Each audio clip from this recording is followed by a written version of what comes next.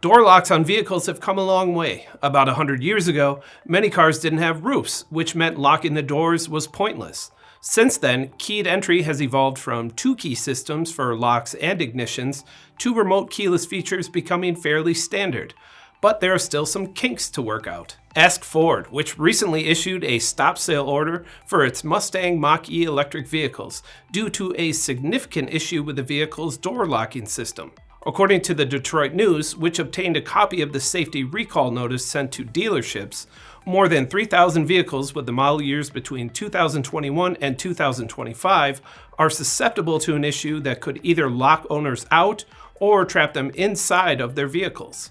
As the report points out, the problem can be traced back to the vehicle's 12-volt batteries, which could unexpectedly discharge. If that happens, the front door electronic latches could get stuck on their previous lock or unlock status.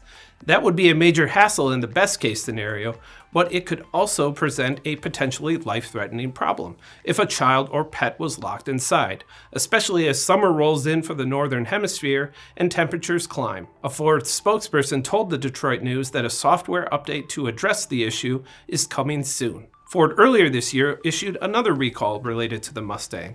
The automaker was forced to follow up on a previous recall with another recall to ensure it properly dealt with an issue where unintended steering assist could cause the steering wheel to begin oscillating at random. Ford sold nearly 2.1 million vehicles in 2024. The traditional Mustang and Mach-E accounted for nearly 100,000 of that total. I'm Ben Munson, and this is Manufacturing Now.